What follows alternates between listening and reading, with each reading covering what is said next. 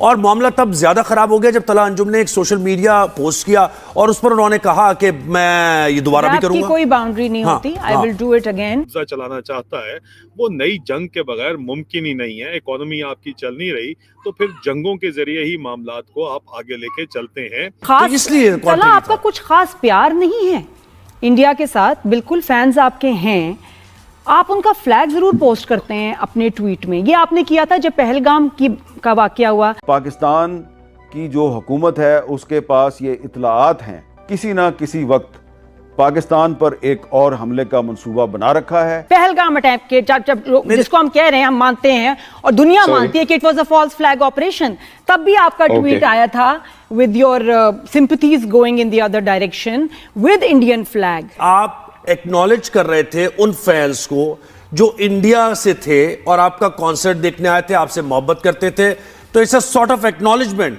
जब मई में इसी इंडिया ने, इसी भारत की हुकूमत ने हमला किया हम पे, आप किसी और मुल्क में थे बेटा, या सो रहे थे, किधर थे तुम? खत्म। Strength to all, and the Indian flag and the heart with it. कहाँ है तुम्हारा दिल? तुम फिर कैसे उनका फ्लैग लगा सकते हो when they are our enemies? मेरी बात सुन ले, जैसा कि मैंने आपको भी समझाया, I am a musician, okay, I am a poet. ये ऐसे इंडियंस ऐसे करते हैं शर्पसंदी और ऐसे हरकतें करते हैं ऑलवेज, क्योंकि they have a problem with our artist, हमारी ड्रामाज, हमारे एक्टर्स, उनका कल्चर इन्वेजन कर दिए हमने।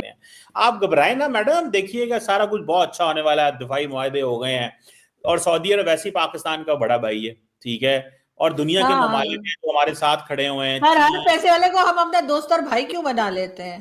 चीन, आजरबाईजान, तुर्की, क्या मैडम, दुनिया में दोस्त ही दोस्त हैं। पाकिस्तान को फख्र होना चाहिए, ठीक है। कैमरामैन ने आपको कुछ दिखा दिया है अगर कहीं से, तो दैट डज नॉट मीन कि आप उधर की हो जाएं। पाकिस्तान की भी बड़ी बात है मैडम इस वक्त दुनिया के अंदर। नहीं सर, मैंने कब कहा पाकिस्तान की बात नहीं है, बिल्कुल सर, दुनिया हमारे बगैर चल नहीं सकती। दुनिया हमें बिल्कुल, जो भारत कहता है ना, आइसोलेट कर देगी, वो भी नहीं कर सकती, क्योंकि जाहिर है हमारे साथ कई लोगों के काम और पैसे फंसे में, तो सर हमें तो साथ लेके चलना ही पड़ेगा ना। नहीं जी नहीं, जिसके पैसे फंसे हैं उसको तो हम बिल्कुल भी कहीं दूर नहीं भागने देंगे मैडम, फिक्र ना करें, हम ऐसे नहीं होने देंगे। तो इसका मतलब ये है कि आपने जो आखिर में बात की है कि इस तरह की जुबान नहीं बोलनी चाहिए। हमने तो हॉस्पिटैलिटी के 50 साल दिखाए हैं मैडम, आपको तो सर हम कोई काम फ्री में नहीं करते, हमसे ज्यादा खुदगर्ज कौम आपने कहीं नहीं देखी होगी।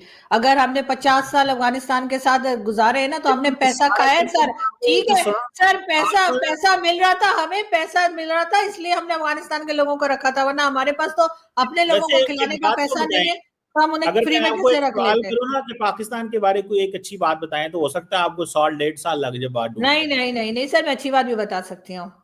चलें गिन के सिर्फ एक बताएं। क्या पाकिस्तान की अच्छी बात? पाकिस्तान में आरज़ू काज़मी रहती है, ये बहुत अच्छी बात है।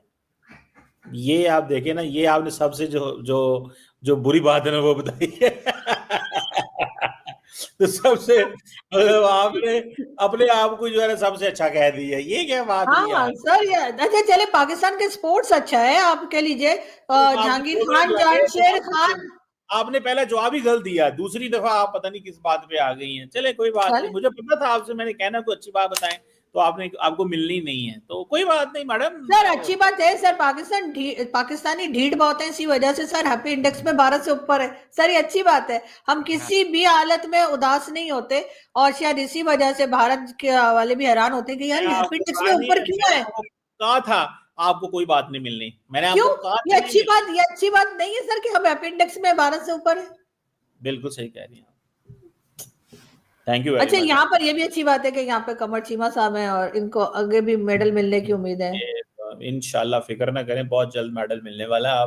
आप उस दिन जो है ना, मुझे लगता है आपको झटका लग के आप हो सकता है पानी आप हाथ में रखिएगा, गिर ही ना जाए ये देखते हुए कि दूसरा मेडल मिल गया इसको।